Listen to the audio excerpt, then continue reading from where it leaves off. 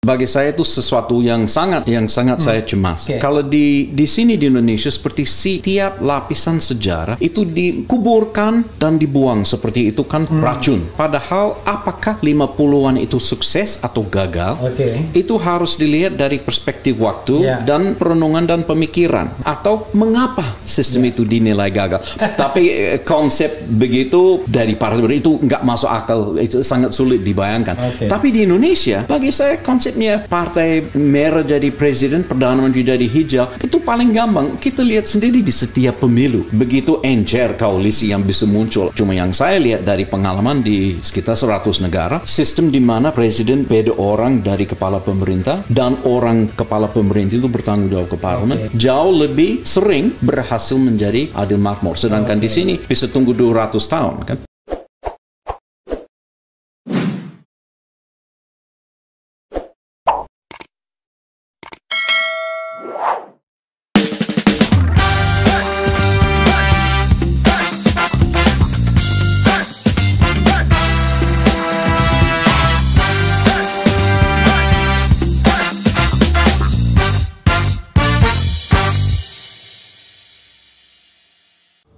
Assalamualaikum warahmatullahi wabarakatuh, sobat era sekalian. Jumpa lagi dari channel yang keren ini, keren jadas. Saya nggak bisa pakai begini ya, keren jadas ya. Kali ini saya ada tamu ya, teman lama saya yang sudah lama saya nggak ketemu. Mungkin ya kira-kira belasan tahun ya. The last time kalau saya ingat ya 2004. Tapi rasanya pernah ketemu di jalan. Tapi rasanya kalau kegiatan resmi itu ya kira-kira 2004. Tapi beliau lama di Indonesia. Nanti biar kenalan sendiri. Namanya saya nggak tahu bagaimana how to pronounce it. Kevin atau Kevin atau Evans. Kevin Evans. Baru cukup. Boleh lah. Ya. Kevin Evans. Kevin Evans. Ya. Kevin Evans. Selamat malam Kevin. Luar biasa ya. Ini, jadi Anda ganteng sekali kelihatan di sini nih. Tumben. Ini live streaming siaran langsung ya, sobat era sekalian. Bisa komentar nanti Kevin akan jawab juga tentunya ya beberapa pertanyaan dari sobat era sekalian. Tadi ketika bertemu di acara Rocky Gerung, kemudian Syahganda Nainggolan soal menemukan kembali Indonesia, Kevin datang juga diundang. Dan setelah itu kita ngobrol-ngobrol mengenai sistem pemerintahan Indonesia. Wah, ada ide yang menarik dari Kevin. Makanya saya kasih judul, ini judulnya biar ngeri-ngeri sedap sedikit. Kelas Jokowi Perdana Menteri, bukan Presiden. Ya kan? Maksudnya bagaimana? Sebelum maksudnya, saya ingin Kevin kenalan dulu. Berapa lama udah di Indonesia, Kevin? Tahun ini udah 30 tahun sejak pertama kali mulai kerja di sini. Baru 30 tahun ya. Jadi kalau yang usianya 20-an jangan sombong. Lamaan dia di Indonesia. Dan bahkan istrinya orang Indonesia katanya. Betul. Jogja. Jogja. Udah berapa lama berkeluarga? 27 tahun. 27 tahun, luar biasa ya. 3 tahun di Indonesia langsung menyunting pusat dari perempuan Indonesia itu Jogja. Budaya Jawa. Putra berapa Pak Kevin? Ada satu putra. Satu putra ya. Lebih ke ibu atau lebih ke ayah? Tergantung dari bagian keluarganya. Kalau keluarga dia bilang lebih seperti saya. Kalau keluarga saya bilang lebih seperti ibunya. Tapi kulit campur juga. Luar biasa ya. Berarti cakep sekali itu kalau gabungan begitu. Bias.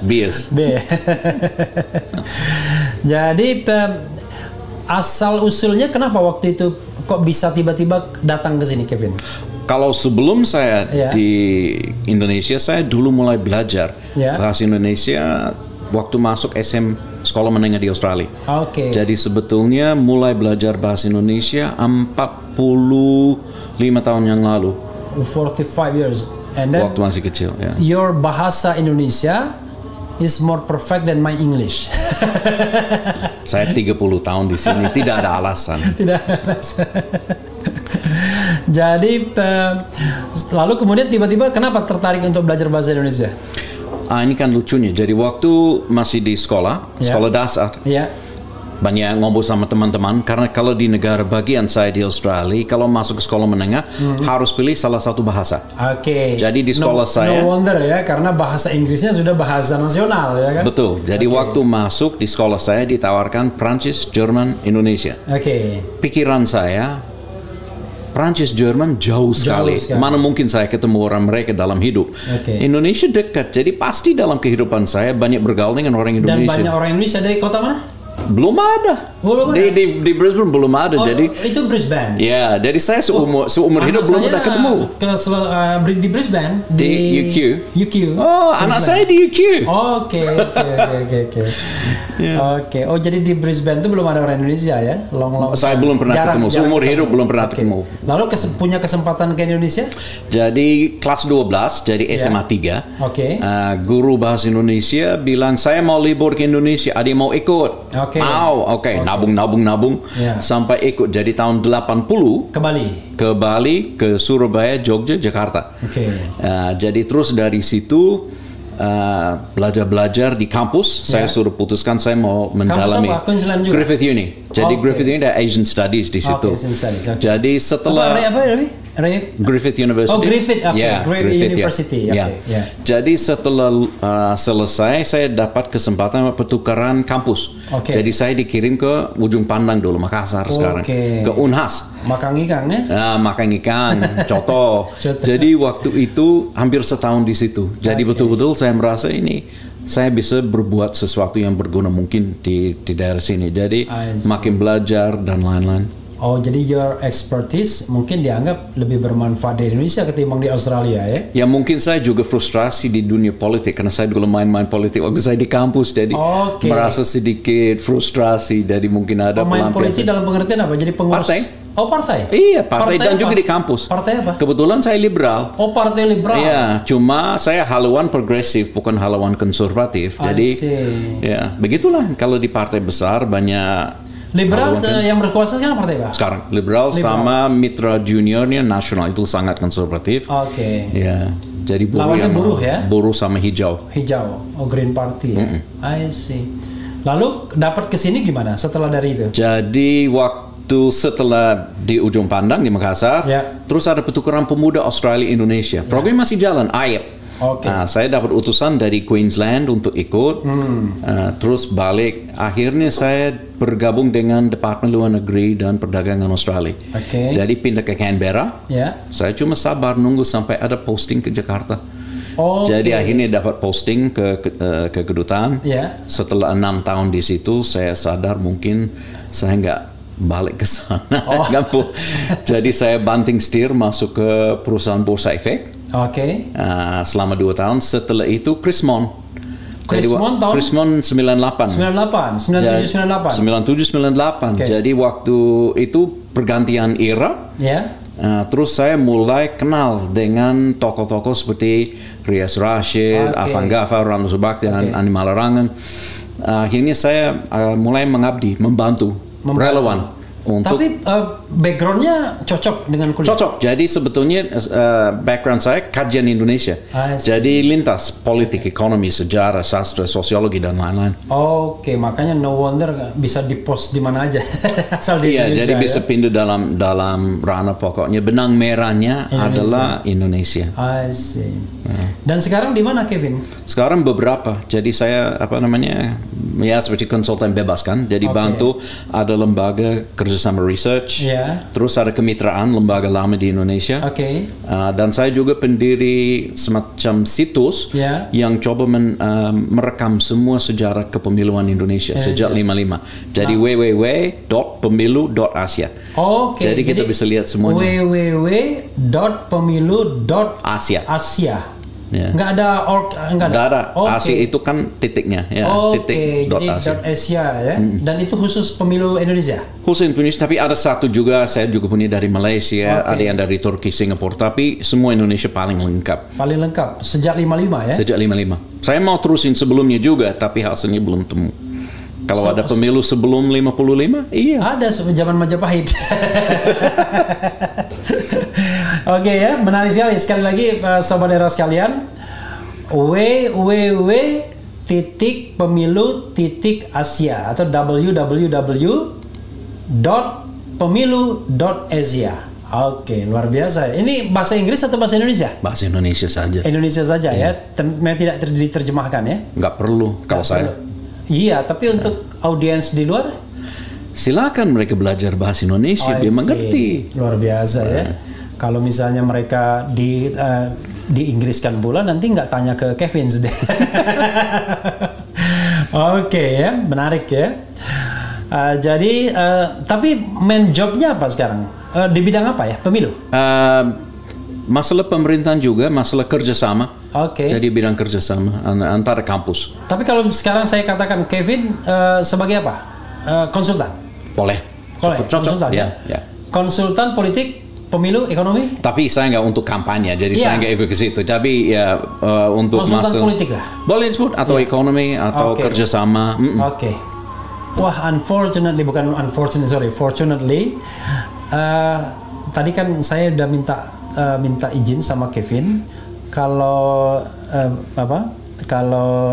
azan ya itu berhenti dulu.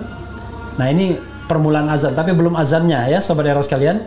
Mohon jangan kemana-mana, soalnya sayang sekali yang watchingnya udah hampir 1.000 orang. Jadi jadi saya pahami Kevin pasti banyak tahu tentang politik Indonesia. Nah, dalam pembicaraan tadi tiba-tiba tercetus sebuah ide atau sebuah gagasan, harusnya Indonesia itu nggak kayak begini. Harusnya dipisahkan antara kepala negara di tangan presiden dan kepala pemerintahan. Konsep yang begini ini ibaratnya tidak kompatibel lah, atau apapun argumentasinya. Bisa dijelaskan lebih detail, Kevin, soal itu? Ya, saya juga sudah lama merenung dan berpikir bagaimana amanat dalam pembukaan konstitusi, khususnya negara adil dan makmur. Bagaimana sistem pemerintahan apa yang lebih cepat mengantarkan semua negara menjadi adil makmur. Yang saya lihat, jadi saya perbandingan beberapa sistem pemerintahan. Sistem di mana presiden, maksudnya Perdana Menteri, jadi kepala negara, kepala pemerintah itu satu orang. Dan itu dipilih, itu di satu kelompok. Terus di kelompok lain ada pemisahan. Jadi kepala negara dan ada kepala pemerintah. Kepala pemerintah itu bertanggung jawab ke parlemen, ke DPR-nya. Nah, terus kira-kira di antara banyak negara, sekitar 100 negara saya perbandingkan, siapa yang menjadi adil makmur. Nah, dari kelompok ini ada 5. Contohnya hanya 5. Kelompok 5 itu siapa aja? Jadi ada Chili, Amerika Siprus, Argentina, Uruguay. Itu yang dianggap lumayan. Ya, dan adil makmur itu kan ada tolak ukur. Jadi apakah masyarakatnya fully free? Jadi artinya negara demokratis benar. Kemudian dari segi makmur, apakah rakyatnya menikmati very high level of human development? Jadi tingkat pembangunan manusia yang tinggi. Itu baru makmur. Nah, jadi harus mencapai keduanya. Baru bisa disebut negara adil makmur. Jadi di segi ini ada 5. Jadi adil dan makmur itu tidak hanya soal ekonomi tapi juga soal politik. Jadi harus kan adil kan. Adil bukan ekonomi, adil semuanya. Terus dari segini sudah ada 35 negara yang sudah saya catat di sini. Terutama negara-negara Eropa Barat. Jadi, tidak hanya, jadi ada Eropa Barat dan negara Eropa baru yang merdeka dari komunisme hanya 30 tahun lalu. Di Asia ada beberapa, Jepang, Korea, Taiwan. Terus negara ex-jajahan tanahan seperti Australia, Selandia, dan Kanada. Jadi mereka sudah berhasil menjadi adil makmur. Jadi cukup banyak di sini. Di sini dikit. Cuma 5. Pancasila. Dan saya coba berpikir, kira-kira apakah ini kebetulan atau ada semacam sebab akibat. Nah, itu saya betul-betul mulai mencoba renung dan dalami. Dan saya rasa memang ada semacam sebab akibat. Ada kelemahan yang, karena saya suka lihat dari perspektif integritas, sistem integritas.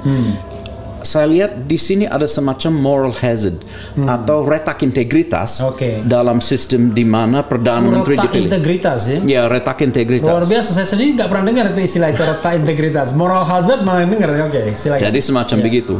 Nah, problemnya kalau di sistem seperti kelompok ini kan, jadi Perdana Menteri dipilih, jadi Presiden Raja itu nggak usah ditanggapin. Yang kita lihat kepala pemerintah, dia bagaimana dipilih? Apakah dia dipilih dan bertanggung jawab ke rakyat langsung, atau dia dipilih dan bertanggung jawab ke parlemen? Nah, yang kelompok sini ada problem. Tiap kali ada masalah negara yang selalu disalahkan presiden. Tetapi apakah dia memang bersalah? Nah, saya coba lihat beberapa contoh.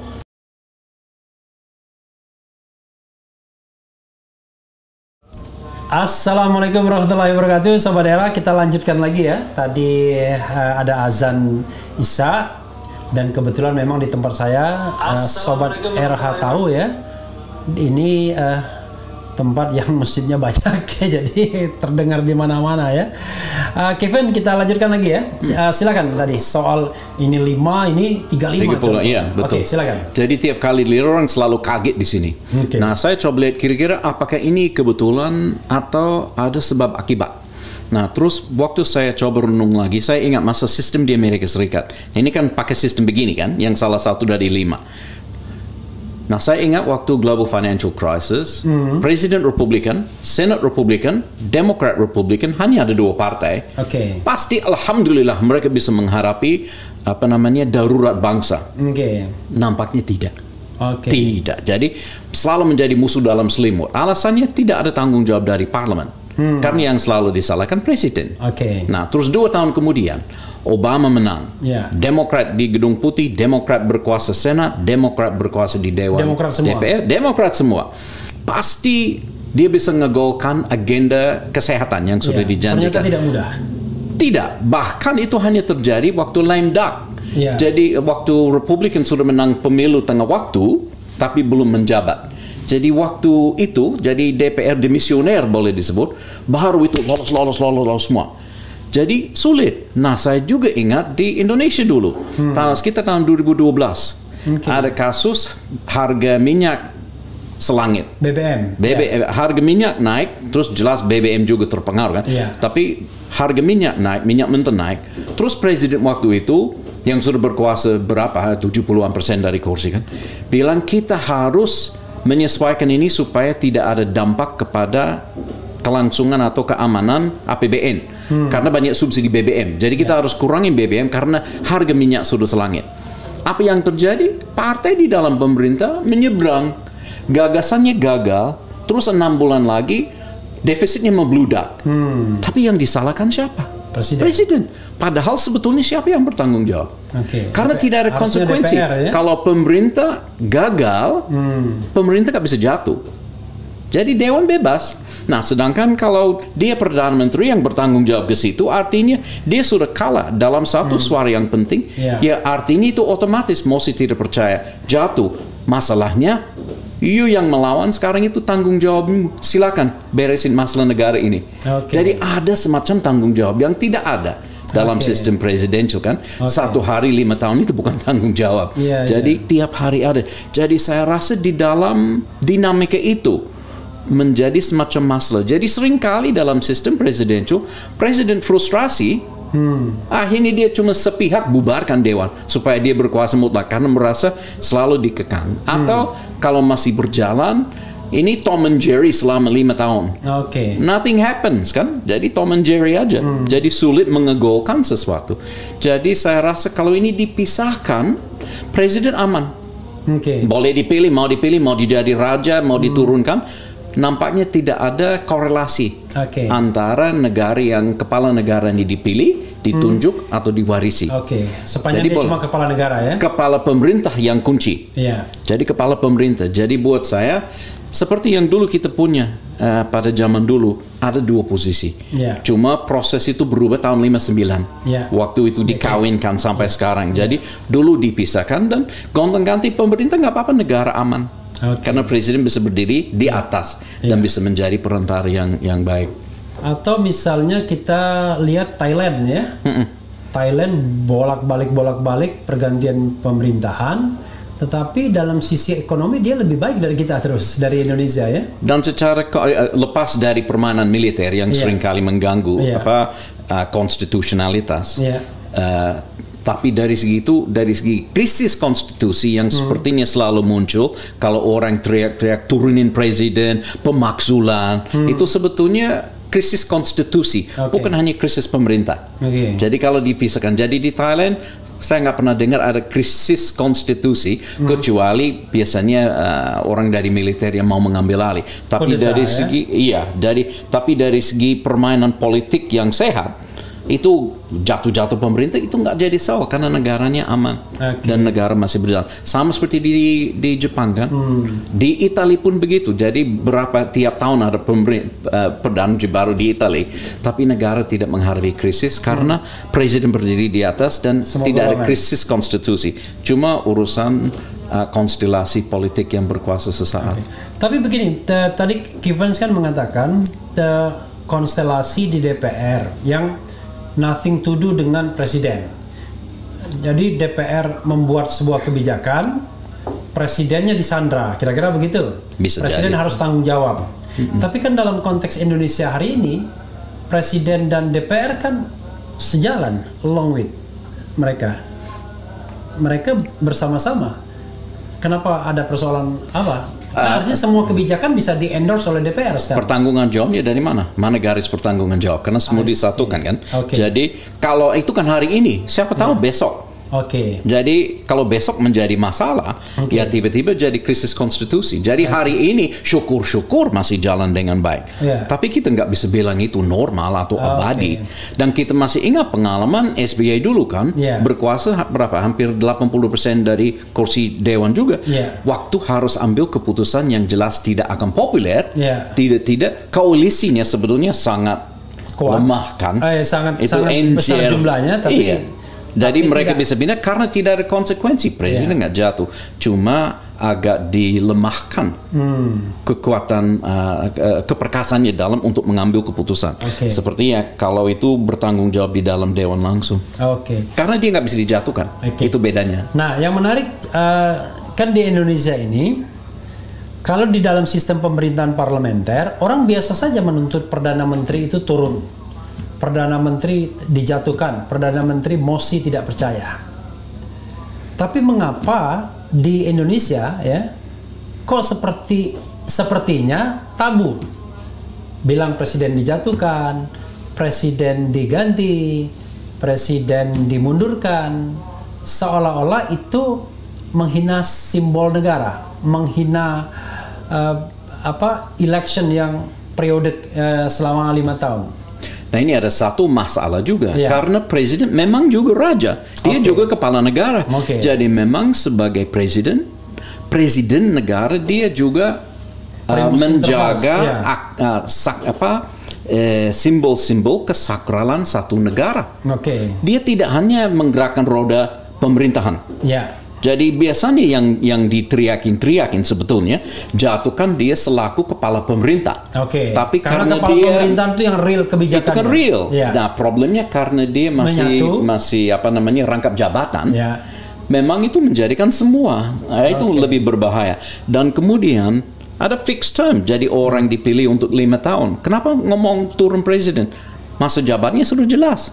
Sedangkan kalau ada sistem di mana parlemen berkuasa, ya kepala pemerintah bisa diganti. Bahkan presiden atas saran Perdana Menteri bisa bubarkan dewan dulu, minta rakyat menyelesaikan konflik ini. Jadi kalau mereka nggak bisa sepakat, ya udah serahkan ke rakyat. Jadi ada ancaman kepada parlemen dari pemerintah. Jadi kalau Perdana Menteri merasa bahwa parlemen itu nakal-nakal, dia masih punya kapasitas minta sama kepala negara, bubarkan semua, saya tahu rakyat sepakat dengan saya, bukan dengan mereka.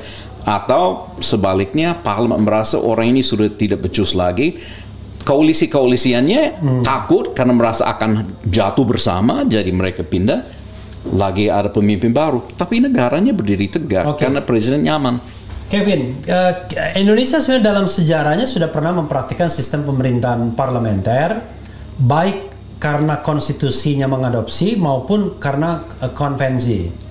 Kita tahu bahwa setelah Undang-Undang Dasar 1945 disahkan oleh PPKI tanggal 18 Agustus, itu bulan November 1945, hanya berselang 2-3 bulan, itu kan sudah terjadi perubahan sistem pemerintahan dengan Perdana Menteri Syahrir, Amir Sarifuddin, kemudian juga Muhammad Hatta, sampai KMB, Konferensi Meja Bundar 49, dan itu resmi dengan konstitusi RIS kita sistem pemerintahan parlementer. Yep.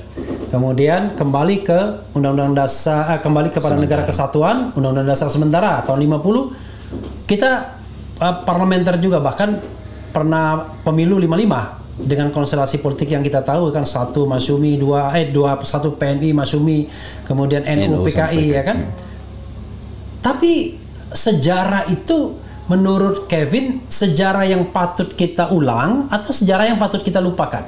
Karena banyak orang mengatakan wah itu masa jelek pemerintahan kita. Itu kan bagi saya itu sesuatu yang sangat saya cemas. Okay. Kalau di sini di Indonesia seperti tiap lapisan sejarah itu dikuburkan dan dibuang seperti itu kan racun. Yeah.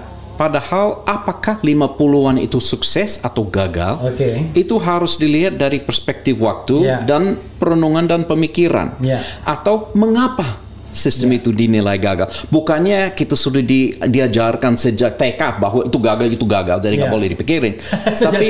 tapi harus lihat apa yang menyebabkan, apa kelemahannya, apakah kelemahan itu masih relevan atau tidak. Dan satu yang selalu saya dapat, silakan sambil minum, Kevin. Ya, silakan. Satu yang selalu saya dapat dari teman-teman di Indonesia, kalau saya bicarakan tahun 50-an, yang selalu muncul sepertinya reaksi otomatis karena sudah diajarkan begitu mungkin. Oh, ini gonta-ganti pemerintah tiap saat. Oh, kacau. Saya coba membandingkan dengan keadaan di negara asli saya. Jadi 10 tahun berdaulat di Australia. Jadi 10 tahun berdaulat Indonesia dan Australia. Indonesia ada penggantian sekitar 7-8 Perdana Menteri pada 10 tahun. Di Australia penggantian Perdana Menteri 7-8 juga. Satu orang bahkan bangkit 3 kali sebagai Perdana Menteri. Nah, saya selalu lihat 78 dalam 10 tahun pertama itu. Ya, 10 sama tahun. Kurang lebih sama. Nah, bedanya waktu Australia menjadi berdaulat, Undang-Undang Dasar sudah jelas, sudah disepakati oleh referendum, sudah jelas. Arahan negara sudah jelas. Jadi boleh disebut semua sepakat mau jadi negara demokratik terbuka liberal kan. Waktu menjadi merdeka tidak harus perang melawan penjajah jahat. Kemudian energi bisa saving. Jadi semua, jadi ibaratnya pemerintah pertama di Australia yang dibentuk, ya kapalnya sudah berlayar dengan enak. Nah, coba bandingkan di gelombang yang tenang. Sedangkan di Indonesia kapalnya nggak jelas. Garis apakah sistem pemerintahan apa itu sama sekali. Mau negara Islam, mau negara Pancasila, mau negara Sosek, tidak dijawab, belum dijawab. Penjajah dulu tidak mau tahu diri. Jadi dia malah perang. Negara baru diduduki secara militer. Ekonominya sudah hancur sejak Great Depression tahun akhir 20-an 30-an. Akhirnya juga dengan dampak dari kependudukan dan revolusi. Kemudian di Australia tidak ada revolusi sosial.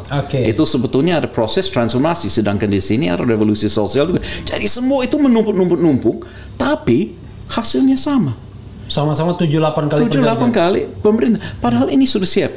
Ya, yang paling penting pada tahap awal, waktu pemerintah pertama di Australia atau parlemen pertama Australia, kita nggak tahu kawan lawan siapa. Jadi pembelaan politiknya juga belum jelas. Jadi ada beberapa transformasi partai politik di sana sampai akhirnya agak faktor lain mungkin etnisitas ya yang relatif homogen dibandingkan Indonesia ya. Nah, itu satu faktor. Jadi mungkin itu menjadi lebih gampang untuk menerima visi dasar negara yang sama kan. Jadi di sini kan jauh lebih majemuk. Jadi proses itu makan waktu. Jadi buat saya orang Indonesia terlalu kejam pada dirinya. Jadi untuk menganggap bahwa itu gagal. Memang apakah itu gagal? Dan kira-kira problemnya apa? Jadi kalau saya renung ke 50-an, saya lihat 2 problem besar dalam tatanan negara waktu itu. Yang pertama, tidak ada senat. Tidak ada Dewan Perwakilan untuk daerah. Tidak ada senat. Jadi unicameral, tidak ada bicameral. Tidak bicameral. Jadi masalahnya di situ karena masyarakat Indonesia beda pemilihannya, beda partai kan. Yang di Jawa partai yang sangat kuat di sini, misalnya PKI, tidak ada di luar Jawa. Jadi orang luar Jawa yang sebetulnya hanya sepertiga dari kursi di Dewan karena dia hanya sepertiga penduduk, langsung berhadapan dengan 2/3 di Pulau Jawa ini. Oke. Jadi artinya dia kalah perang sebelum masuk kan? Oke, tidak ada perimbangan. Tidak ada perimbangan. Tapi kalau ada perimbangan geografis, mayoritas senator jelas dari luar. Jadi ada keseimbangan. Jadi bagi saya demokrasi lebih aman kalau ada perimbangan antara perwakilan geografi dengan perwakilan demografi. Itu tidak ada waktu itu. Jadi nggak heran kalau geografi itu ruang, demografi itu penduduk ya. Ya. Problem kedua mungkin, dan ini menjadi diskusi banyak saya dengan almarhum Bang Buyung dulu. Ini ada gambarnya Bang Buyung Nasution. Oh iya, itu dia di situ. Problem kedua mungkin sosok presiden. Nah itu selalu menjadi di negara yang punya presiden pendiri itu kan biasanya figur bersejarah. Masalahnya beliau tidak dipilih. Dan masalahnya itu saya ingat sekitar tahun 51. Jadi dia bisa frustrasi. Sekitar 51, beliau bikin pidato penting di Kalimantan Selatan.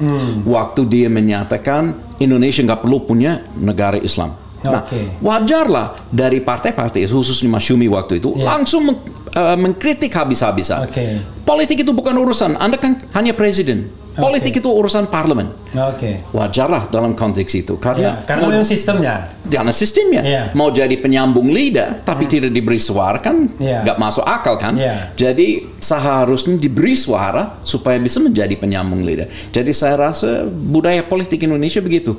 Saya rasa rakyat nggak mau presiden yang hanya simbolis.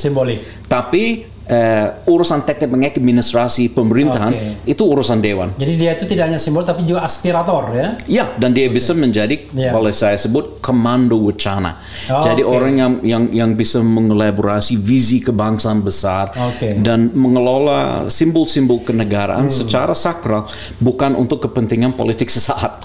Yang menjadi agak berat kalau saya bisa main kedua padahal saya politik, itu kan agak berbeda. Jadi bisa memisahkan posisi sebagai kepala negara dari posisi sebagai pengelola pemerintahan. Jadi intinya adalah sebagai kepala negara dia harus menjaga kohesivitas. Persis. Ya. Tapi sebagai kepala pemerintahan karena terpisah ya dia bisa mengambil keputusan-keputusan yang tidak populer. Jelas. Dalam rangka mungkin pertimbangan-pertimbangan ekonomi, manajemen, macam-macam ya. Ya, jadi setiap putusan yang diambil oleh pemerintah, ada pihak yang suka, ada pihak yang tidak suka, ada pihak yang menang, ada pihak yang kalah. Itu alamnya nggak bisa nggak. Jadi problemnya kalau orang itu langsung disatukan dengan negara, itu kan berbahaya. Jadi dipisahkan. Orang ini nggak usah ngomong isu yang akan memecahkan, tapi dia ngomong masalah yang menyatukan. Nah urusan pemerintah untuk melaksanakan tugas yang pasti banyak tidak disukai. Saya membayangkan misalnya ya, kalau misalnya ada pemisahan sistem pemerintahan, Jokowi tidak perlu ngomong, kalau dia presiden ya bukan perdana menteri, atau sebaliknya presiden tidak perlu ngomong soal harga PCR harga untuk tes COVID diturunkan atau dinaikkan. Itu urusan pemerintah dan parlemen. Tapi begini Kevin, kalau kita lihat ya 50 itu kan ada dua fase. Sebenarnya bukan 50, kalau kita mau lihat sistem pemerintahan itu sudah berganti sejak tahun 45 kan, bulan Oktober November itu sudah berganti. Tapi kalau kita bagi 3 fase dari 45 ke 49 yang memang berganti secara konvensional saja, konvensi ketatanegaraan tanpa perubahan konstitusi, di situ ada nama Amir Saripudin, Syahrir, Hatta. Kemudian di sini sebelum pemilu 55. Dari 49 sebelum pemilu 55. Kemudian dari setelah pemilu 55 sampai 59. Nah, Anda melihat kira-kira contoh success story itu di periode yang mana, di bagian mana? Waktu saya pikir harus lihat dalam konteks. Tahun 50 negara baru merdekakan diri dari penjajah. Dia baru sekian tahun sebelumnya merdekakan diri dari kependudukan militer. Nah, saya lihat itu kan berat. Proses dimobilisasi prajurit dan tentara dan milisi buat saya itu sangat sukses. Pengelolaan booming resources untuk mendukung perang Korea itu sukses. Jadi inflasi tidak meledak waktu itu. Setelah pemilu 55, saya lihat pemerintahnya lumayan stabil. Masalahnya karena tidak ada keseimbangan antara kekuatan politik antara daerah dengan penduduk. Akhirnya masyarakat luar frustrasi dan kita bisa lihat dari kebijakan. Dan saya yakin tidak ada satupun anggota DPR waktu itu yang bilang, gimana saya bisa gebuk orang Sumatera? Itu nggak ada. Tapi ada kebijakan yang diambil yang jelas karena penguasaan demografi yang merugikan pihak luar. Contoh, rupiah harus kuat, harus perkasa, rupiah harus kuat. Jadi, rupiah harus kuat. Enak-enak aja didengarkan, kita nasionalis. Masalahnya, rupiah naik, rupiah kuat, konsekuensi apa? Kalau saya import, enak sekali sebagai konsumen karena barang asing murah. Kalau saya ekspor, berat karena saya nggak bisa bersaing karena rupiah ini mahal. Nah, coba lihat di Indonesia, ekspor berasal dari wilayah mana, konsumen di mana. Nah, terus kita lihat, kita harus bikin industri-industri baru. Tembakau itu bikin banyak pabrik. Tapi kita harus kendalikan harga cengkeh, jadi harus ada tata niaga cengkeh. Cengkeh itu dibikin di mana? Sulawesi kan? Pabriknya semua di mana? Di Jawa. Jadi banyak kebijakan tidak sengaja, tapi efeknya adalah merugikan kepentingan luar. Jadi karena daerah produsen justru tidak diuntungkan. Tidak diuntungkan. Nah, konsekuensi alamiah mengingat dia tidak punya kapasitas bersaing di floor, di dewan, karena dia hanya 1/3 dibandingkan 2/3. Ya, lama-kelama memang frustrasi itu akan naik dan akhirnya pecah. Apalagi garis partisan, dan mungkin saya mohon maaf kalau ngomong sedikit partisan. PKI kan partai Jawa. Di luar Jawa dia hampir nggak ada. Di luar Jawa bahkan partai Kristen lebih besar dari partai PKI. Partai Katolik hampir besar. Partai Sosialis pun lumayan besar. PS Syarikat Islam pun. Jadi artinya orang luar Jawa waktu itu cenderung memilih sesuai agamanya. Dan dia semua sangat benci, fobi, takut sama PKI. Nah, kalau di Jawa dia kan basis di situ. Dia kebetulan basis di wilayah di mana banyak penduduk. Jadi di luar pun orang makin takut. Masih ingat ini perang dingin. Jadi pertentangan antara komunis dan anti-komunis kan. Setelah Perang Dunia Kedua ya. Setelah jadi makin lama makin nggak heran kalau orang di luar itu merasa sangat diancam posisinya, secara ideologi maupun secara kepentingan. Jadi karena tidak ada mekanisme di dalam proses parlementer perwakilan, ya saya rasa itu bencana nasional akhir 50-an muncul karena itu. Jadi dua itu ya tadi, karena tidak adanya Senat. Yang pertama tadi? Dan presiden tidak dibekali dengan suara sah karena dia karena kebetulan presidennya adalah presiden pendiri bangsa. Betul. Dan itu biasanya di mana-mana presiden pendiri bangsa itu selalu merasa punya pretensi untuk memiliki kekuasaan lebih besar karena dia adalah. Tapi selain itu saya rasa itu juga sesuai dengan budaya politik orang Indonesia. Saya yakin orang Indonesia tidak mau punya seperti presiden India atau seperti presiden Jerman atau Singapura yang nggak kelihatan. Iya betul. Padahal itu dipilih sekarang kan. Bisa dipilih. Jadi mereka mau kepala negaranya juga punya suara. Jadi artinya, kalau begitu berarti bukan murni parlementer, hybrid mungkin. Iya betul sekali. Saya rasa itu lebih tepat untuk Indonesia. Seperti Prancis ya. Prancis betul. Prancis, Korea, Taiwan. Kevin Portugal. melihat bahaya nggak terjadi persaingan antara perdana menteri dan presiden? Kalau itu asiknya pengalaman dari Prancis. Jadi dulu biasanya sewarna dan orang selalu khawatir apa yang akan terjadi kalau presiden warna merah dan perdana menteri warna biru misalnya.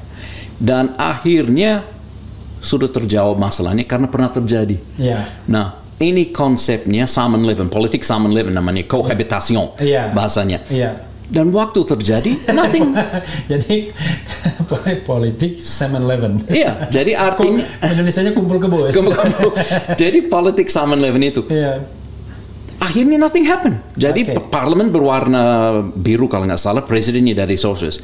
Ya jelas presiden menunjuk seorang dari partai biru supaya jadi perdana menteri karena dia malu kalau dia paksakan orang sosialis padahal gagal di floor, malu presiden kan kalau calon ini ditolak. Jadi sangat encer.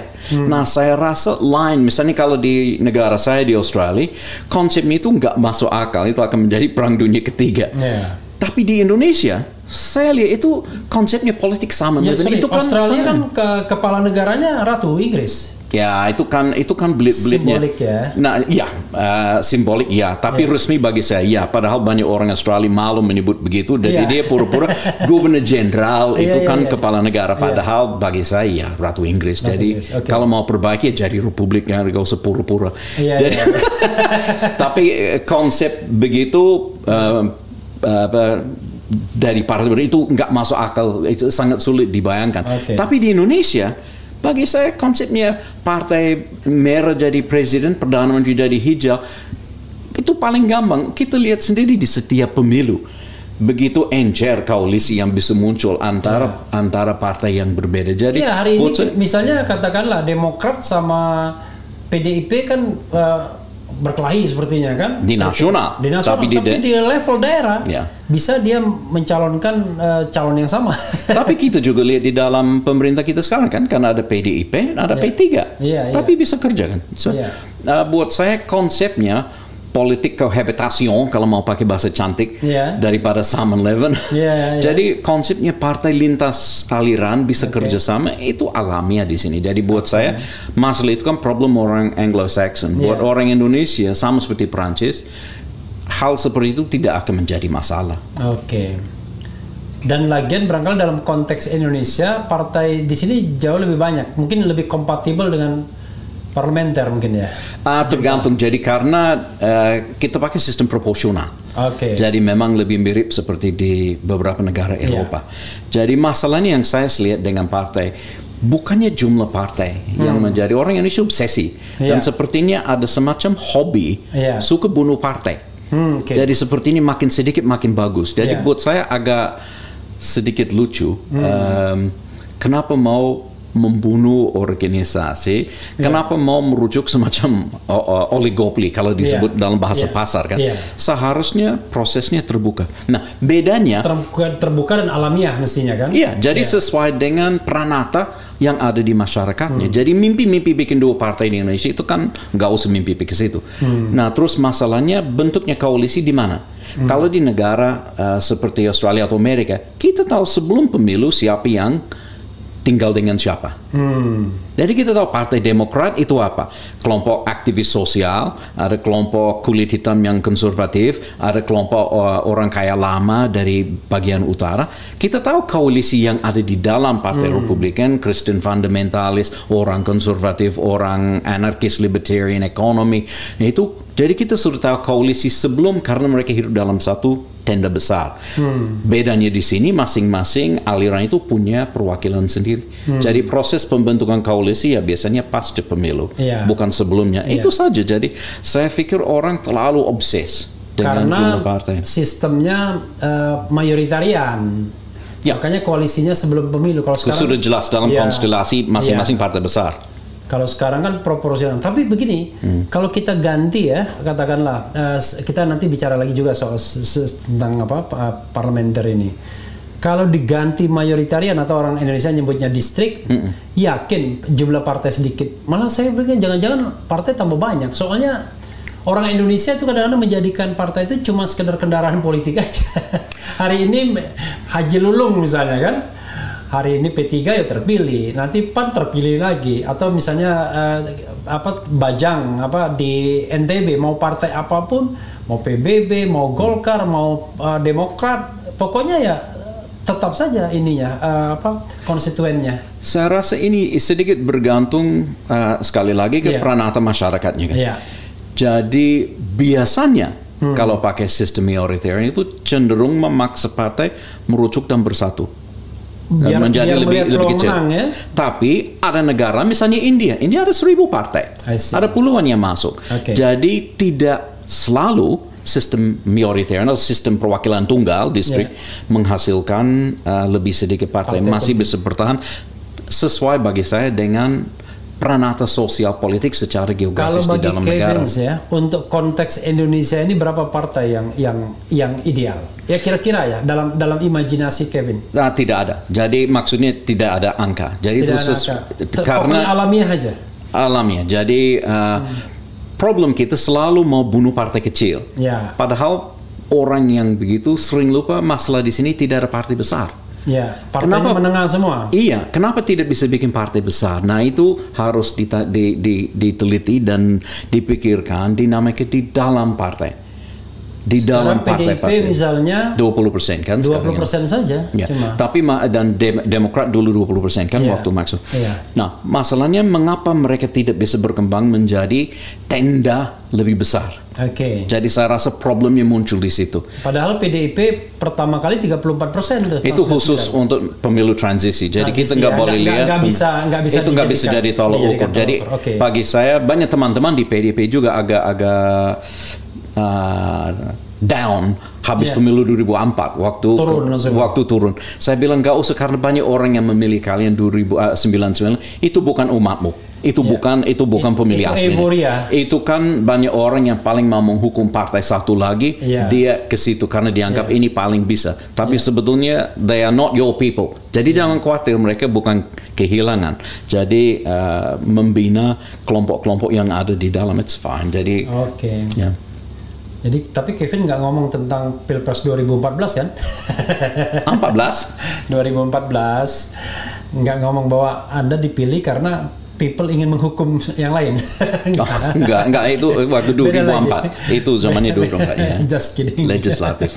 Nah, tapi persoalannya ya di Indonesia ini misalnya sistem itu yang digarap ya kan, yang praktikan sistem parlementer dengan etika politik yang berkembang selama ini, itu kira-kira berbahaya nggak? Karena aspirasi ingin menjatuhkan pemerintahan itu kan selalu tinggi kan? Coba lihat zaman pemerintahan SBY berapa kali itu ancaman untuk impeachment walaupun cuma di mulut kan, karena memang tidak gampang. Kalau misalnya dikasih ruang bisa menjatuhkan pemerintahan dengan mosi tidak percaya dan lain sebagainya, jangan-jangan setiap tahun pemerintahan jatuh. So what? Jadi negara masih aman karena presiden nggak bisa dimainkan dan presiden berdiri di atas. Ada proses transformasi mungkin dalam proses kehidupan di dewan. Ada pihak yang di dalam pemerintah dan mereka akan harus berjuang lebih loyal untuk tetap sama pemerintah. Lain dari sekarang ini dia bisa lompat Tapi sekarang kalau dia mau main dengan sikap tidak tanggung begitu atau tidak loyal begitu, ya pemerintahnya jatuh, dia akan di oposisi. Mau nggak begitu? Pasti akan berpikir dua kali. Dan pihak yang di luar tidak akan coba masuk-masuk karena tidak perlu. Sudah aman. Jadi lebih clear siapa yang masuk dan siapa yang tidak. Bisa saja dari waktu ke waktu akan ada lebih banyak kejelasan mungkin. Kelompok-kelompok yang lebih banyak gampang untuk menjadi kelompok bersama. Apakah di dalam atau di luar. Atau ada pihak ketiga. Jadi dalam sistem, saya nggak bilang sistem parlementer kan. Itu paling semi-parlementer. Atau istilahnya hybrid. Sebetulnya biasanya disebut premier presidential. Karena ada Perdana Menteri dan ada Presiden. Jadi premier presidential atau semi-parlementer. Semi-presidential. Jadi bagi saya begitu. Jadi ini tidak akan parlementer misalnya seperti di Australia. Karena figur kepala negara masih punya peran untuk mengarahkan pemikiran. Sedangkan parlementer murni intinya kepala negara berpikir dalam konsep besar. Lebih besar. Ini dalam technical konsep. Dan dia juga dia bisa juga memberi direction. Iya. Dan itu masih punya peran. Misalnya saya nggak peduli kan pendapatnya Ratu Elizabeth. Nggak peduli, bukan urusan dia. Apalagi Gubernur Jenderal siapapun namanya itu bukan urusan kan. Saya mau tahu pemerintahnya di mana. Jadi pemisahan itu saya rasa mengurangi stres politik. Sekarang ini tiap pemilu presiden itu kan semua energi negara dituangkan untuk menangkan satu posisi. Jadi itu menjadi sangat polarisasi karena itu efek satu lagi. Tapi yang menarik, jangan jadi orang pikir kalau ada pemilihan presiden, partai yang punya calon presiden mendapat keuntungan. Belum tentu. Dari pemilu kemarin hanya sepertiga pemilih Indonesia memilih partai dengan calon presiden. 2/3 pemilih Indonesia memilih partai yang tidak punya calon presiden. Jadi buat saya orang memisahkan kedua isu itu. Tapi untuk elit politik sendiri, karena presiden sekaligus Perdana Menteri, itu semuanya. Jadi betul-betul menjadi very high cost kalau kalah. Sedangkan kalau dipisahkan posisinya, tidak terlalu bukannya lebay, tapi tidak terlalu berat untuk menangkan posisi satu, karena di dalam proses politik kenegaraan ada lebih banyak posisi yang perlu diisi. Dan juga barangkali dalam gerak sehari-hari beban itu terbagi ya. Persis. Jadi presiden bisa memilih hal-hal yang strategis untuk diucapkan di publik, instead of misalnya bicara mengenai harga PCR, harga rapid test misalnya ya. Dan itu parlemen misalnya di parlemen sekarang mungkin mau kritik presiden karena ngomong PCR atau apa, ya itu urusan lo, bukan urusan dia. Jadi kritik sendiri atau mengarahkan kepada pemerintah yang ada di sana. Jadi presiden lebih bebas untuk menjaga kesakralan simbol-simbol negara dan menyuarakan. Saya pernah mendengar yang begini ini dari Adan Buyung Nasution. Buyung dia mulai waktu itu pernah dia bilang, ya mungkin kita bagusnya ada sistem yang ada kira-kira ada koreksi lah kalau misalnya presidennya pemerintahnya katakanlah nggak benar misalnya kan, wrong direction, kita bisa. Kalau ini kan kita harus nunggu 5 tahun dan akibatnya yang terjadi adalah ketika ada tuntutan presiden mundur, maka selalu dianggap makar jadinya. Dan memang dalam banyak hal benar. Karena presiden dipilih untuk masa baktinya 5 tahun, jelas. Ada fixed term. Ada fixed term. Jadi sebetulnya suruh mundur apa urusannya? Lu nunggu kan? Nah, kalau itu sistem berbeda itu, tiap hari mau gonta-ganti Perdana Menteri, itu bukan krisis kenegaraan, bukan makar. Sedangkan presiden masih aman dalam posisinya. Jadi semacam wasit terhadap apa yang terjadi, pertikaian dan perseteruan di dalam. Nah, menurut Kevin ya, jadi sobat era sekalian, Kevin Evans ini sangat mengikuti yang namanya perubahan konstitusi. Secara dia sudah 30 tahun di sini. Jadi waktu tahun 99 dan 2002 dia nongkrong itu kerjanya di Senayan sana, itu sama yang dari Irlandia itu siapa tiap hari nongkrong itu? Ada beberapa ada yang tinggi itu Pak. Besar itu yang seperti orang Palestina itu. Seperti duta besar Palestina Ribi Awad. Betul agak mirip betul. Nah, itu tiap hari itu nongkrong. Cuma bedanya kalau yang lainnya itu bahasa Inggrisnya nggak lancar. Beliau lancar betul. Jadi dia fully understood lah kira-kira gitu. Apa yang menyebabkan anggota-anggota DPR yang juga badan pekerja MPR itu tiba-tiba ngasih kesepakatan. Udah, pokoknya ada 5 kesepakatan. 1, mempertahankan sistem presidensial. Itu kan salah satu kesepakatannya. Ya 2-3 mungkin belum relevan untuk diskusi ini. Itu apa? Sebetulnya lucu karena kita belum pernah punya sistem presidensial. Dari tahun 45 sampai 2002 Indonesia tidak pernah punya sistem presidensial. Kuasi. Bahkan bukan hanya kuasi. Jadi misalnya dari 59 sampai 2002 itu kan super parlementer. Kalau di sistem parlementer normal, misalnya kalau di Australia, pemerintah memang bertanggung jawab ke Dewan. Pemerintah bisa jatuh Dewan bisa jatuhkan pemerintah. Tapi dalam sistem radikal Indonesia, kepala negara sekaligus kepala pemerintah diangkat sepihak oleh parlemen dan bisa diberhentikan oleh parlemen. Dan itu sudah terjadi. Dan itu sudah terjadi 4 kali kan. Jadi Bung Karno diturunkan oleh MPRS. Pak Harto disuruh mundur sebelum bisa dipecat. Pak Habibie ditolak. Pak Abdurrahman Wahid dipecat. Kan? Jadi semua sebetulnya it was a radical parliamentary system. Karena tidak ada sistem parlementer di mana seperti ini. Sekarang sangat berbeda. Sekarang murni presidential. Maksudnya sebelumnya yang MPR itu ya tidak ada yang kayak seperti ini ya. Memang itu kan sistem yang super sangat langka di mana kepala negara, kepala pemerintah dipilih dan dipecat sekaligus oleh parlemen, tapi parlemen tidak bisa diberhentikan. Itu kan sangat ketimpang sebetulnya. Jadi sangat agak nyentrik sistem itu. Justru pertanyaan saya makin relevan. Tiba-tiba ada Ilham mengatakan sistem pemerintahan presidensial, mempertahankan sistem pemerintahan presidensial. Padahal nggak pernah ada.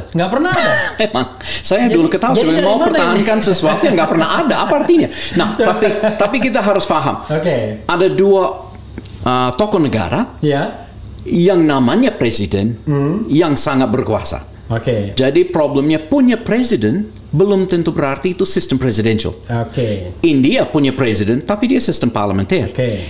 Italia punya presiden, dia parlementer. Jerman punya presiden, dia parlementer. Israel punya presiden, tapi dia parlementer. Jadi sebetulnya kehadiran seorang presiden tidak berarti sistem presidensial. Yang diartikan presidensial adalah presiden sekaligus pengelola pemerintah. Jadi artinya dia double tugas itu. Nah, mungkin kalau dalam konteks double tugas itu ya berarti sah-sah saja kalau mereka menganggap Orde Baru itu atau sejak tahun 59 itu sistem presidensial, karena presiden kepala pemerintahan, dia kepala negara. Walaupun proses pemilihan dan pertanggungjawabannya sangat kuat karena orang tidak melihat garis tanggung jawab presiden. Mereka hanya lihat sosok presiden, namanya presiden dan presiden itu kuat, itu pasti sistem presidensial, tapi tidak melihat bahwa sebetulnya mereka bertanggung jawab ke parlemen dan bisa dipertanggungjawabkan dan diganti oleh parlemen. Mereka tidak bertanggung jawab ke rakyat. Itu kan inti sistem presidensial, presiden dipilih kan. Jadi bedanya sistem dulu itu sistem parlementer. MPR mau disebut apa? Actually it was a sistem parlemen, bentuk perwujudan bentuk parlementer. Dia bukan electoral college seperti di Amerika Serikat. Dia kan bisa memperbaiki konstitusi sepihak. Dia mengangkat presiden sepihak. Dia berhentikan presiden sepihak. Itu kan fungsi dari sebuah legislatif dalam sebuah negara parlementer. Bedanya dia sendiri nggak pernah bisa dipecat. Jadi nggak fair dong. Jadi dia bisa mengangkat kepala pemerintah, tapi dia sendiri nggak bisa dipertanggungjawabkan. Jadi itu yang menjadikan sistem dulu agak ketimpang. Jadi itu radical parliamentary. Tapi yang jadi persoalan adalah kita kan sudah mempraktekkan sistem pemerintahan presidensial ini, katakanlah yang agak ada purifikasinya ya, purified itu sejak 2004. Sejak dipilih pertama. Sejak pilih pertama SBY kan. Kemudian sekarang Presiden Jokowi. Apa evaluasi? Artinya gini. Apakah Kevin masih berpikir bahwa ini belum yang ideal sejak 2004 itu? Saya nggak pernah saya tidak pernah menggunakan istilah ideal. Saya cuma bilang optimal. Karena ideal juga termasuk masalah semangat, aspirasi, dan saya nggak punya hak di situ. Jadi saya cuma bilang yang optimal. Nah, yang saya cuma mau melihat secara struktural. Negara, jadi aspirasi bangsa ini menjadi negara adil makmur. Sistem pemerintahan mana yang lebih efektif untuk mengantar sebuah negara ke adil makmur. Nah, itu yang saya lihat dari pengalaman di sekitar 100 negara, sistem di mana presiden beda orang dari kepala pemerintah dan orang kepala pemerintah itu bertanggung jawab ke parlemen, jauh lebih sering berhasil menjadi adil makmur. Sedangkan di sini bisa tunggu 200 tahun kan. Kalau di Argentina, Chili kan 200 tahun merdeka kan. Jadi lebih lama. Jadi kalau kita kaitkan dengan pemerintahan hari ini ya. Dan judul yang saya buat ini, kelas Jokowi Perdana Menteri bukan Presiden. Ini bukan untuk menghina, bukan untuk katakanlah mendegradasi. Toh di dalam sistem itu mereka berbagi tugas dan sama pentingnya. Bahkan to some extent Perdana Menteri jauh lebih penting karena dia kepala pemerintahan sehari-hari. Makanya kalau dibilang kelas Jokowi Perdana Menteri bukan Presiden, itu bukan berarti merendahkan ya. Justru sebaliknya bahwa dia lebih menguasai hal-hal yang sifatnya teknikal dan lain sebagainya. Nah, kalau Kevin mengevaluasi model kepemimpinan Jokowi, kalau diterapkan kepada sistem tadi, ya, Kevin kan tidak menyebutnya parlementer, tapi primer presidensial. Jokowi ada di mana? Yang jelas, yang saya lihat, Pak Jokowi sangat efektif untuk mengegolkan satu agenda. Saya juga ingat, Pak Harto dulu mau bikin MRT di Jakarta, dan sekian gubernur setelah itu mau bikin MRT. Siapa yang akhirnya mengegolkannya? Nah, Pak Harto kurang apa kekuasaannya? Tapi gagal. Jadi dalam hal ini untuk mengelola roda administrasi itu kan luar biasa. Dengan banyak hal yang lain selain MRT saja. Tapi banyak proyek. Jadi buat saya itu kan aspek pengelolaan roda pemerintahan dengan efektif. Nah, masalah tinggi ngomong demokrasi dan lain-lain, saya nggak banyak dengar presiden bicarakan hal-hal seperti itu secara substantif. Tapi untuk mengurus masalah roda kebijakan pemerintahan, Nah, saya rasa itu kan sudah jelas kelihatan bahwa suka nggak suka proyek ABCD itu kan urusan berikutnya. Tapi mampu untuk bilang saya mau begini, ya itu mulai terwujud. Itu sesuatu yang dan menggerakkan kekuatan politik yang diperlukan untuk mengalihkannya. Itu kan bagian dari kalau tugasnya. Misalnya kita bicara tipologi ya, kan kita ada 2 presiden yang dipilih di dalam pemilu kan, yaitu SBY dan Jokowi. Bisa nggak saya katakan SBY lebih cocok jadi presiden, Jokowi lebih cocok jadi perdana menteri? Ya betul. Jadi saya rasa kalau kita lihat dari awal, jadi peneliti tentang Indonesia dulu, dia bilang ada 2 tipe pemimpin Indonesia. Ada solidarity maker dan ada administrator. Nah, dari kebetulan kita punya Bung Karno dan Bung Hatta. Nah, sebagai sosok yang bisa menggariskan hal besar, itu kan jelas Bung Karno kan mahirnya di situ.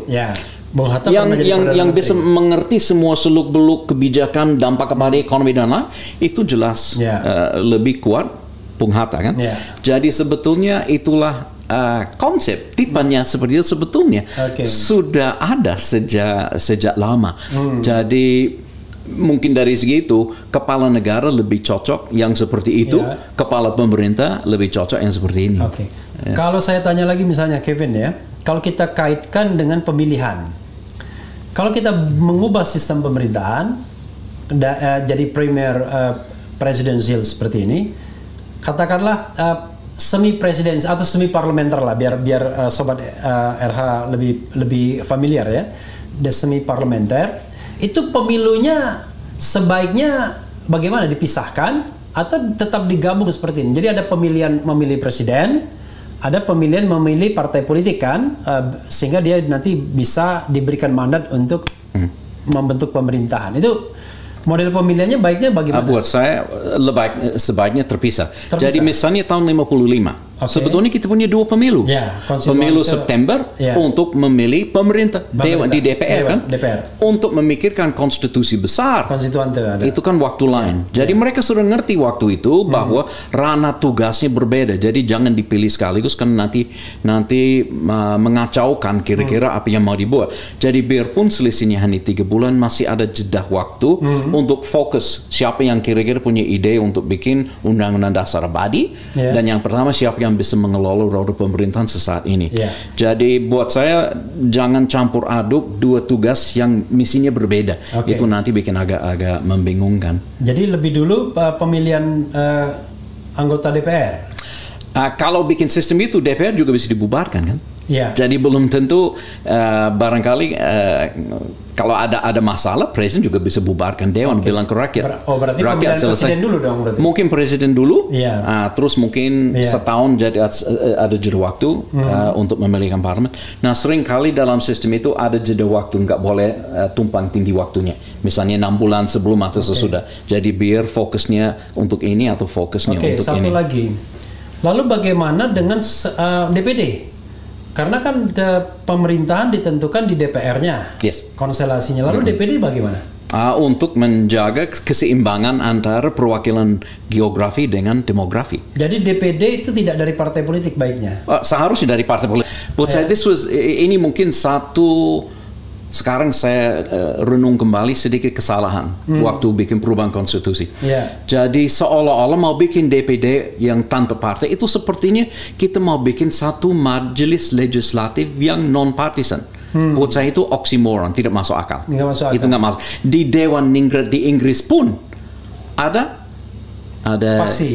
Labour Lords, Conservative Lords, Liberal Lords. Jadi meskipun itu turun-temurun, masih ada partai. Dan itu masih partai. Jadi buat saya kita harus sadar hari pertama masuk ke Dewan, orang mau lihat siapa kawan, siapa lawan kan. Itu jadi proses pembentukan itu sudah terjadi. Nah sekarang kalau dulu saya ingat banyak orang dulu keluh waktu zamannya sebelum ada calon terbuka, selalu mengeluh bahwa pilih di DPR itu pilih seperti bilang kucing dalam karung. Jadi kita tahu Sekarang kucingnya di luar karung semua. nah sekarang maksudnya kalau di DPD Iya. kita beli karung dalam kucing. Oh, beli karung. Kan dalam jadi kucing. kita tahu siapa kucingnya dan kita tahu calonnya. Iya. Tapi dia akan berkongsi dengan siapa kita nggak tahu. Oke, jadi karungnya nggak tahu jelas. kita. Nah, Oke. problem yang sudah kita lihat Kita sering beli kucingnya tapi karungnya belum jelas. ya betul. Jadi Iya. kita nggak tahu dia akan berkawan dengan siapa Iya. atau melawan dengan siapa. Lebih berat lagi yang saya lihat banyak yang harus menyatakan non partai padahal kita tahu 10 tahun sebelumnya dia dari fraksi A B C D di parlemen. Oke. Jadi sebetulnya konsep itu sebetulnya nggak berlaku juga. Jadi lebih baik jujur, kita mau tahu karung, kita mau tahu kucing, baru dipilih. Oke, tapi dengan tidak membuang calon independen. Betul. Jadi calon independen perseorangan jelas Pak. Boleh. Termasuk di DPR juga Ya, kan? seharusnya fair-fair Ya, aja. Jadi DPR yang akan menentukan konstelasi pemerintahan. Di only ya. Betul. Jadi DPD tidak. Bukan urusan dia. Ya. Ya. Oke. Ini ada sobat era yang bertanya, wakil presiden perlu nggak dipilih? Nah itu kan masih paketan. Oke. Itu menarik. Jadi kalau di Oke. Prancis tidak ada wakil presiden. Ya. Tapi saya tidak melihat ada masalah kalau ada. Jadi masih perlu pengganti kan? Oke. Andaikan ada Ya. sesuatu. Dan konsep yang saya lihat bagus di sini dalam proses pemilihan presiden. Dengan keharapan kita bisa menjadikan pasangan presiden wakil presiden yang lebih mewakili wilayah. Oke. Jadi agak sedikit mengimbangi kesatuan teritorial dan kewilayahan bangsa. Jadi bahwa bisa dimunculkan semacam koalisi lintas wilayah. Buat saya itu kan satu hal bagus. Itu dipaksa atau alamiah? Di Indonesia agak alamiah saya rasa. Enggak, maksudnya nanti untuk kalau kita mau mengubah sistemnya, Ya. kan biasanya kan kalau presiden kalau sekarang Jawa luar Jawa, Ya, ya, ya. Islam nasionalis, Ya, ya. kemudian sipil militer kan begitu. Tapi mitos itu kan sudah separuh hilang. Ya. Seperti misalnya SBY, Jawa Timur Iya, dia nasionalis. Iya. Nah, sekarang ini kan dia adalah simbol. Kan betul-betul dia simbol karena memang kekuasaannya simbolik dalam sistem yang kita sebutkan ini semi parlementer. Ketika presiden dan wakil presiden ingin dipilih berpasangan, kita menginginkan mereka representatif, jangan hanya dari satu arus saja kan begitu. Ya. Itu dipaksa dengan undang-undang atau alamiah saja? Sama seperti konsepnya yang saya bilang politik sama level dulu kan. Oke. Jadi dia selalu mau kumpul karena dia merasa lebih besar kapasitasnya untuk menyerap dukungan Yeah. kalau dia bisa menjangkau beberapa aliran di Yeah. dalam negara. Jadi buat saya masih begitu. Tapi memang saya belum punya jawaban pas. Apakah lebih baik hanya punya presiden atau masih punya presiden dan wapres? Saya sangat sepakat kalau mau pertahankan harus dipilih bersama. Jangan seperti Filipina. Oke. Presiden dan wakil presiden dipilih terpisah pasti dan jadi kemudian wakil presidennya menggarap presiden. itu dia atau presiden benci wakil presiden. Yeah, Dari sebelumnya bagi saya itu kan sistem yang tidak cocok untuk di sini. Yeah. Jadi kalau masih ada ya harus dipilih sebagai paket. Tapi apakah masih perlu? Yang pentingnya jangan anggap wapres itu sebagai perdana menteri. Itu nonsens. Itu berbahaya sekali. Okay. Karena wapres itu tidak punya tanggung jawab ke dewan. Oke. Dan dia tidak mengelola pemerintahan. Jadi itu Jadi murni dia purely ban serap, ya? ya. Jadi betul-betul dia Dan- membantu presiden. Iya. Iya. Dan bagaimana mereka mau membagi tugasnya. Iya. Ya kan. Jadi untuk lihat banser aja mungkin tergantung dinamika antara mereka berdua sebagai tokoh kan. Oke. Wah, dia bilang gini. Kali ini Bang Refli benar-benar keren, cadas sering-sering Bang undang narsum yang kredibel begini. Terima kasih. Jadi saudara sekalian siapapun kita undang, masalahnya apakah dia mau apa enggak. Terutama orang yang sedang menjabat di pemerintahan kan belum tentu mau dia diundang ke sini. Oke, coba ada lagi nggak ya bertanya ya?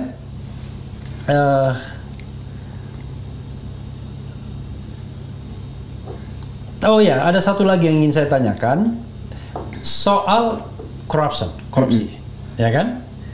Sistem apapun kalau disabotase dengan korupsi nggak jalan biasanya. Betul. Nah, sejauh mana itu berpengaruh? Karena gini, maksudnya gini, pengaruh peluang korupsi dalam sistem, saya nggak tahu ada kajiannya apa nggak.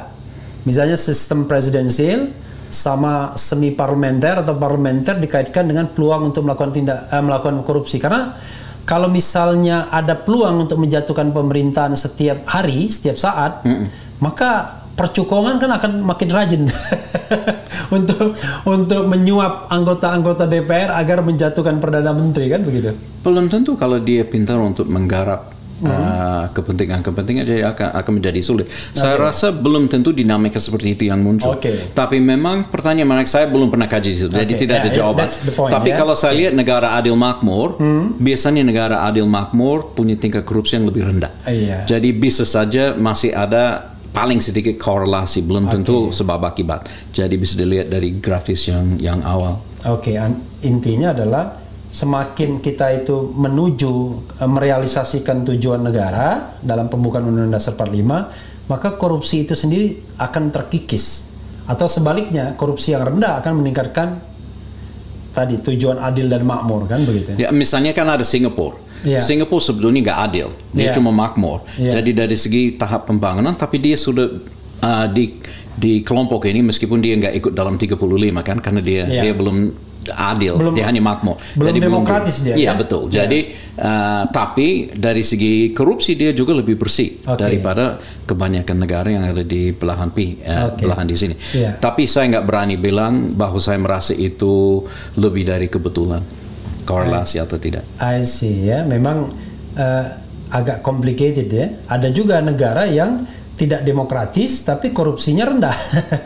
Tapi kalau misalnya ya Kevin mau bicara tentang di dalam imajinasi Kevin, ya, yang agak ideal, tentu yang ideal 100% kan nggak ada. Itu negara seperti apa? Kalau we know take mungkin several countries as an example. Nah, itu yang berbahaya karena kita selalu harus lihat peranata sosial bangsa di situ. Jadi sistem yang sangat cantik di negara ini mau dipasang di sini bubar. Sedangkan sistem yang sangat jelek di situ dipasang, wah cocok sekali. Jadi kita nggak boleh cuma lihat supermarket sistem di dunia. Kita harus lihat, berdasarkan realita. Peranata sosial, dinamika geografi dan lain-lain semua yang ada di bangsa ini. Kira-kira sistem apa yang paling bisa melayani bangsa-bangsa, semua kaum-kaum yang ada di sini supaya menjadi negara sesuai dengan cita-cita. Jadi saya pikir relevan juga ya kalau tidak relevan begitu. Jadi misalnya harus banyak orang mengatakan wah seperti negara Skandinavia, tapi berapa jumlah penduduknya? Betul. Dan jangan lupa mereka dulu kerek semua. Jadi ada proses transformasi juga. Jadi dan jangan lihat negara maju hari ini, kita harus lihat dia dari mana dan berapa lama sebelum dia. Tapi kadang-kadang mengesalkan juga Kevin, kadang-kadang negara maju sering mendikte negara-negara berkembang, ya kan, tentang misalnya good governance, ya. Dia ambil prinsip-prinsip di negara dia itu lalu dia cangkokkan ke sini. Tapi saya nggak tahu kalau itu 100% benar. Apakah ada yang betul-betul menolak konsep pertanggungan jawab dari pemimpin negara kepada rakyatnya? Siapa yang mau menolak itu? Jadi konsepnya kejujuran dalam pelaksanaan, pertanggungan jawab, accountability. Siapa yang mau melawan? Boleh saja pakai kata akuntabilitas dan lain-lain. Dalam moga-moga dalam bahasa rakyat di situ ada konsep fair, kewajaran kan. Jadi buat saya itu prinsip cukup universal. Cuma bagaimana diimplementasi dan dimaknai di dalam masyarakat itu. Tidak hanya dimaknai tapi jadi diimplementasikan. Dan bagaimana cocok tata cara mengimplementasikan apa yang paling cocok. Misalnya ya, prinsip akuntabilitas itu bagus, ya kan? Orang terima. Tapi dalam sebuah situasi masyarakat tertentu atau di parlemen misalnya, kadang-kadang prinsip bukan transparansi. Ketika pemilihan pejabat publik di DPR itu nggak berlaku prinsip itu, karena dianggap kalau dilakukan prinsip transparansi seperti itu nanti akan memunculkan ewu pakewu, luka sosial dalam hal pemilihan. Makanya dulu pemilihan presiden misalnya, kita nggak pernah tahu siapa yang memilih Gus Dur, siapa yang memilih Megawati, dan tidak ada studi tentang itu kan pastinya kan. Termasuk juga misalnya pemilihan pimpinan KPK, Panglima TNI, siapa yang kalau misalnya ada pemilihan oleh DPR, kita tidak pernah tahu karena semua pemilihan itu tertutup. Nah, itu konteksnya lebih pada untuk menjaga hal yang lebih penting daripada konsep transparansi, ataukah sesungguhnya ada efek negatif untuk menutupi sesuatu, Kevin? Ya, harus juga dilihat kontekstual kan. Ya. Kalau misalnya membahas masalah kerahasiaan, strategis dan lain-lain, ya sebaiknya nggak usah ember kemana-mana, biar musuh-musuh dan lain-lain juga nggak dapat tips kan. Jadi itu harus dijaga.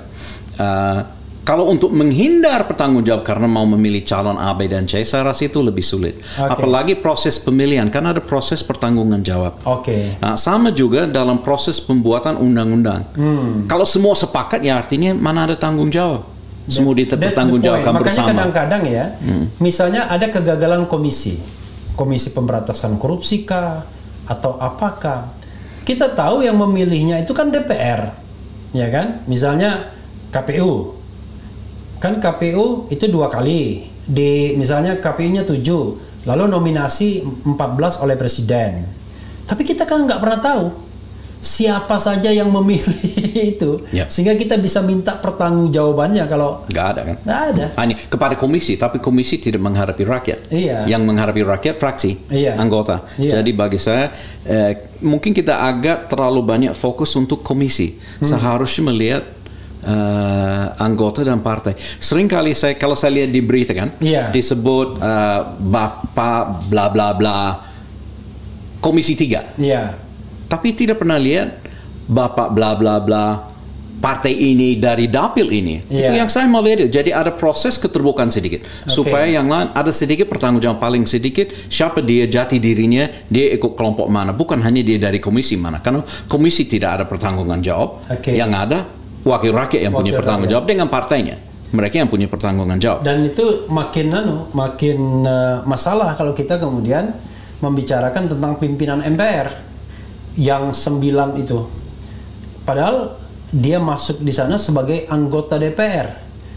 Pertanggungjawaban dia sebagai anggota DPR. Jadi walaupun dia ketua MPR, tetap dia harus bertanggung jawab kepada rakyat sebagai anggota DPR. Tapi kan fungsi-fungsi sebagai anggota DPR nggak pernah disebutkan lagi kan?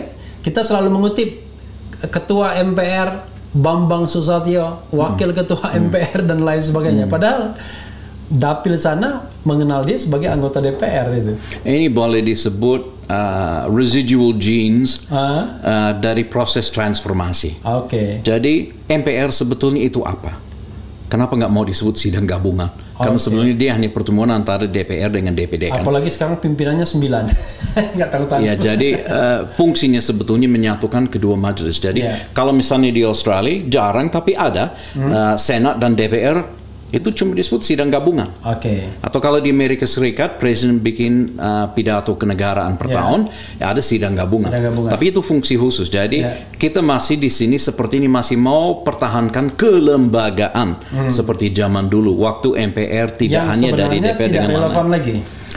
Dengan sistem saya nggak pribadi saya tidak lihat apa fungsinya. Kalau mau ngomong masalah konstitusi, perubahan konstitusi, memang itu fungsi MPR.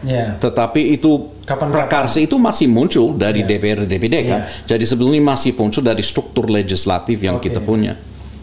Ya, tapi memang persoalannya adalah MPR itu tetap dipertahankan karena misalnya ada yang menganggap, wah itu kan bagian dari Pancasila, kerakyatan yang dipimpin oleh hikmat kebijaksanaan dalam permusyawaratan perwakilan.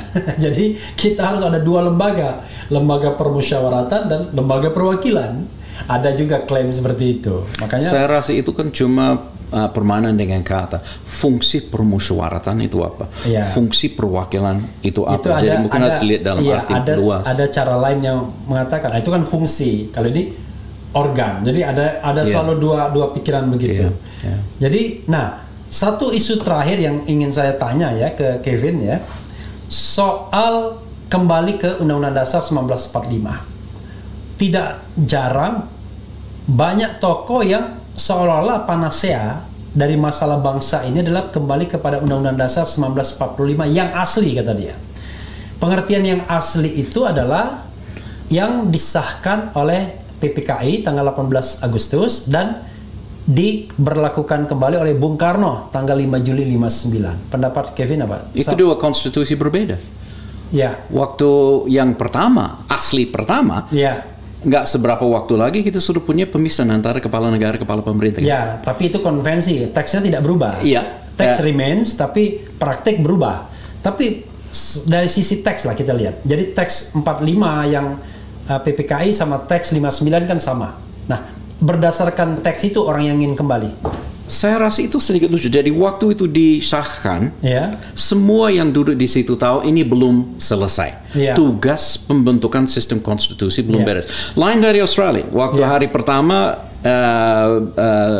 terbentuk negaranya, konstitusi sudah beres karena itu sudah diselesaikan selama 10 tahun negosiasi dengan rakyat, referendum demi referendum. Jadi negara lahir konstitusi sudah final.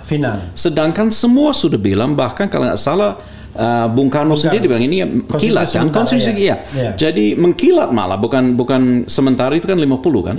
Jadi konstitusi kilat ini. Iya, konstitusi kilat. Jadi artinya ini tidak untuk abadi. Jadi seringkali banyak yang ngomong itu biasanya orang lebih senior kan. Romantisme. Iya, ada semacam romantisisme kepada satu. Jadi jangan lupa kalau aslinya tidak ada DPR. Tidak ada MPR. Jadi apa yang sebetulnya mengisi? Kenip. Iya, jadi semuanya dadakan. Jadi negara sekarang sudah umur 75 tahun. Masa mau pertahankan seolah-olah baru lahir kemarin? Ini bukan negara ABG lagi, ini sudah negara dewasa. Jadi mau kembalikan kemana? Jadi sering saya mau kembalikan ke apa? Karena negara sudah sangat maju. Jadi konstitusi perlu sesuai dengan realitas. Udahlah, buanglah romantisme sejarah itu ya. Atau mengerti apakah memang begitu hebat? Jadi mau menguji, sama saya bilang sama 50-an. Apa yang hebat, apa yang kurang.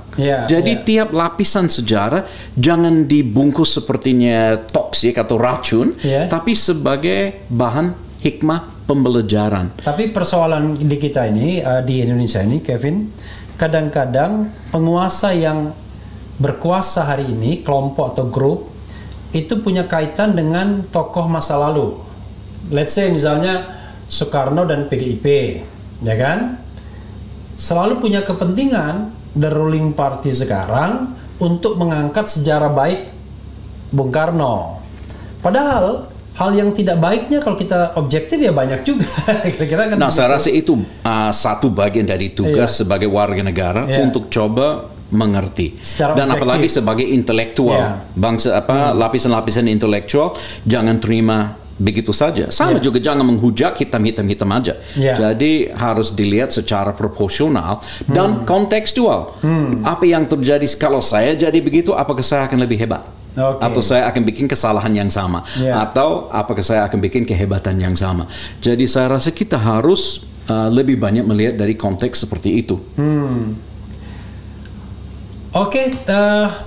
Banyak sekali yang sudah kita sampaikan. Ada hal yang ingin disampaikan lagi, Kevin, yang mungkin saya lupa menanyakannya untuk refleksi, renungan gitu? Ya, bagi saya belajar sejarah dengan otak terbuka. Jadi jangan hanya terima tok apa yang disampaikan. Coba belajar dan mengerti, dan coba mengerti keadaan waktu itu. Jadi kalau otak terbuka itu kalau di Indonesia agak kasar, yang agak halusnya open mind. Pakai bahasa Inggris kan? Jadi dengan perspektif yang terbuka. Jadi mau juga menguji diri. Oh iya, mungkin saya juga salah paham itu, atau mungkin ini lebih bagus. Banyak sekali nih ya. Jadi wah, dibilang ya, Noni SW narasumber hebat. Makasih. Belajar sejarah dengan otak terbuka, diulang ini gitu ya. Jadi nanti bisa dilihat komentar-komentarnya Kevin ya. Saya mengucapkan terima kasih ya. Wah, ini ada juga ya. Hanya ada salah satu solusi, jatuhkan PDIP. Pokoknya komentarnya aneh-aneh. Ada yang relevan, ada yang tidak. Nanti Kevin bisa lihat ya, bisa jawab sendiri kalau yang relevan, atau yang tidak relevan biarkan saja. Terima kasih banyak. Nggak terasa ya, sudah lebih mungkin 1 jam kita bicara, 1,5 jam, nggak terasa ya. Dan ini kehormatan bagi saya ya. Mudah-mudahan sobat era sekalian, diskusi ini bermanfaat bagi pembelajaran. Sekali lagi, RH Channel ini terbuka, mau mengikuti otak terbuka. Open mind ya. Kebetulan saja kali ini kita mendapat narasumber yang memang tidak berpretensi untuk membela satu kelompok di dalam society, dalam pertarungan politik hari ini, karena memang tidak berhak. Jadi dia berusaha objektif untuk menilai. Nah, salah satu proposalnya adalah mungkin suatu saat lebih baik kita pisahkan peran kepala negara dan kepala pemerintahan. Banyak positifnya. Secara faktual tadi katanya kalau kita mau menuju masyarakat adil dan makmur, itu loh contohnya.